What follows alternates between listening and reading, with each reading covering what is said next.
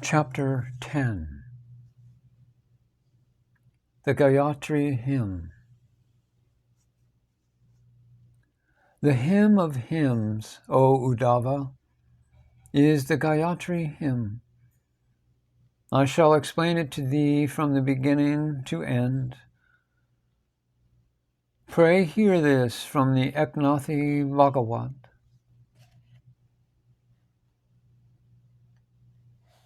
The Lord says, O Uddhava, Gayatri hymn is the bedrock of all hymns. The trisyllabic Om, A plus U plus M, means Omkar, the Logos. The next step starts with two numbers.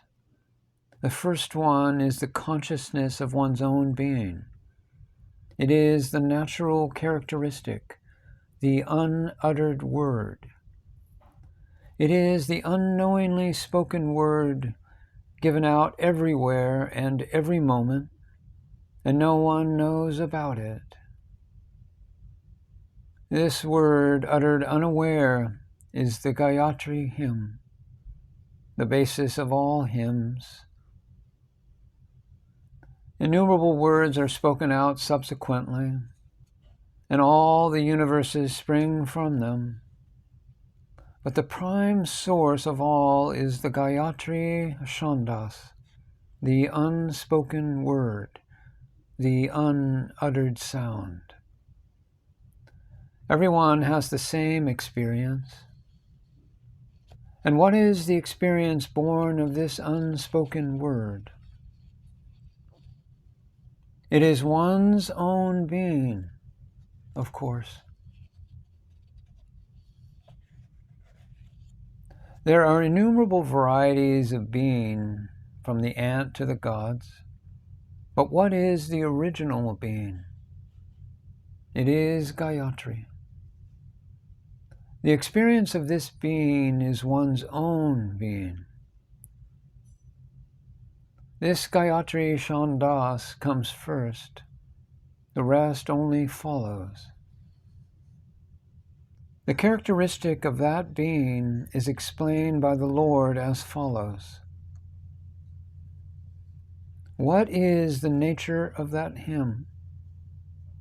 Even though there be the power to create innumerable universes, it cannot be left hold of.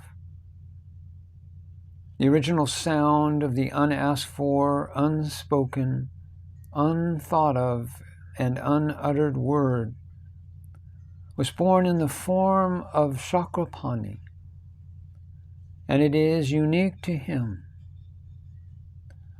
But not recognizing it, the perfected one has come to be a deplorable creature through graded degeneration in the course of the temporal process. The pursuit of the Chandas is fascinating. For everyone, it is the same awareness of being, the unspoken word, yet spoken. In spite of the efforts of the 4 Vedas, the 6 Shastras, and 18 Puranas, its interpretation remains incomplete. Still, there is the uninterrupted fascination for the Gayatri Chandas. Siddhi cannot be cast into the mold of our fancy. These occult powers should be of their own, in pure form. Even if you were to undertake to broom the floors of someone through compassion and with sincerity, it cannot be said to be your duty or daily routine. The siddhi showered on you cannot remain as you will it to, for it is not genuine. So what is the central point? Gayatri Chanda, of course. And what is Gayatri Chanda? What does the ignorant creature know about it? It is the unuttered utterance, the spontaneous thunder-like utterance of God. The awareness of the self is due to it only. The great saint Tukaram says, "The Vedas are angry with us, but we have their Father in our hearts." There is only Gayatri Chanda here, as the mainstay of everything in the universe. And what does Gayatri Chandas mean? It is the awareness of your own being and of all that you can do and say, and what do you make out of the hymn. It is whatever you understand without speech, and that is that. Wherever there is life, there is the hymn to support it. If the basic utterance be absent, where can the I am come from? It vibrates in us, and that is what we know. And hence, in spite of years of miserable drudgery, we do not feel like parting with it. In virtue of this Gayatri hymn, that Sri Rama and Sri Vishnu came to this earth as incarnations, but they mastered it. What is the basis of that which gave significance to the names of Rama and Krishna, and of that from whence they came as incarnations? It is Gayatri Chandas again. This unwitting consciousness of your own being is the same as they too had of their own. But they did it consciously and experienced it as such. Other beings get to the surface of the meaning, which is only the perversion thereof. The yawning of the creatures, the noises let out, the syllables A plus U plus M. Can there be any other basis for our existence? Everyone wishes that his life be prolonged by a few more years. But what of it? Please meditate on the meaning you have understood. You yourselves are Chakrapani, the being with 1,000 hands and heads, and the unuttered sound. The word and its resounding sense are beingness itself. And that is what one is. And what is the sign of this experience? It is the complete satisfaction of the mind. Gayatri hymn is the substratum of the satisfaction of all, and it bursts forth spontaneously. For the sound is ever glorious. What can be the sense of God that is void of Omkar? Even if he be born of the lineage of Brahman, what is his essence? It is Omkar. What could be the arrangement of the vowels? How can he be without Gayatri Chandas? It is certain that this Chandas is the meaning interpretation of God. Why then wander about the four quarters unnecessarily? The name that resounds in you without being uttered is your own indwelling spirit. If you were to run in the quest of something else, without regard for and belief in it, would that make any sense? Even if you do not understand it, the hymns must make sense to you. Your fascination and love for that hymn does not loosen its grip on you. And yet, for its satisfaction that you are wandering aimlessly, even as the mother perhaps could, for the satisfaction of her child, while the feeding is just near her very bosom. It is enough if you silently listen to the 10 sounds, the 5 resoundings, the dual reverberation, and the single voice and symphony of them all. This basic Gayatri hymn is with you only.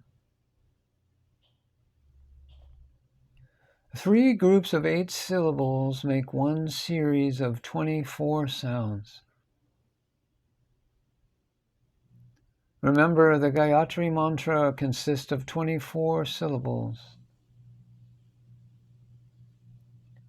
Great rishis and saints acquire immense power by reciting this hymn of 24 syllables. Innumerable worlds are created and destroyed by its power.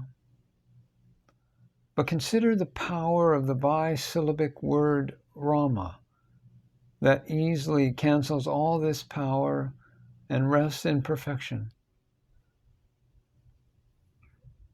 Mara means fear. But just reverse the syllables and what a difference it makes. When the rhythm, Rama, is stopped, one is dead. But one who is mad after it experiences the status of perfection and witnesses the disappearance of the whole universe along with its paraphernalia.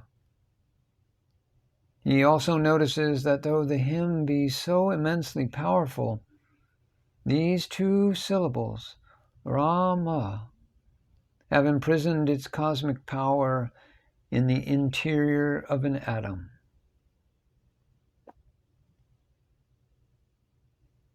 The Vedas are the basic. They were basic to the subsequent interpretation. But the primal root, the first cause of everything that is this hymn. It is the breath of Brahman, unbound. The experience of one's own being, of the vision of one's own self, and the eventual peace that is unparalleled and is called Brahmananda. The experience of one's own nature without the help of others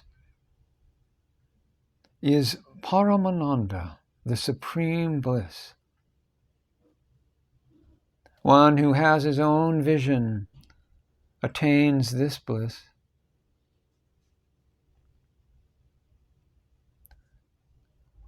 Spiritual life. This is what the spirit and the spiritual life is. The sun is of the form of luster. Just as there is the luster of luster, so also is Gayatri Chandas, the very life of spirit. Why life? Because it is experienced as is. Do we not experience sleep and awakening only so long as it is? If it stops, there is the experience of neither. What is the meaning of the phrase, water is wet? The same sense is to be read in the life of spirit. The Lord says, I am hidden, and it is my treasure. It is because of it that I remain hidden from all. But that which hides me also reveals me. But how do I appear when seen? Surely as non-dual, non-differentiated. And he who listens to the vibrating hymn is hidden, and says that it is the root cause of all. Its interpretation is trisyllabic. These are further explained in 52 letters, and they in turn are expounded in the Vedas. With the devout recitation of this hymn, everything will be distinctly clear, for it is already there. But if one wishes to realize divine vision without it, he will have it, and it will be Advaita, that is, non-dual. What is it that everyone likes most? Obviously, greatness, for it is the mainstay. We are not the one among many.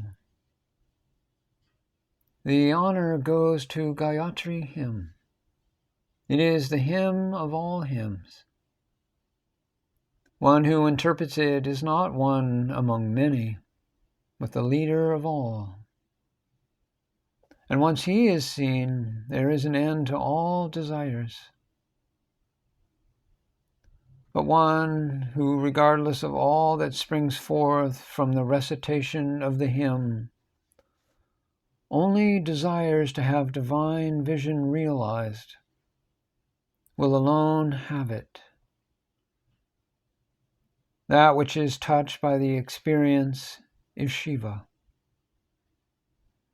These are two distinctions, but one quality, and both are contained in the Gayatri hymn. Jiva and Shiva are the two tastes of experience, but when they experience unity, all is peace. What do the syllables of this immovable one signify? Absolute bliss of the self, and that is sought, one's own being, full of bliss, full of consciousness. This is the essence of Gayatri hymn, and its contemplation confers absolute bliss.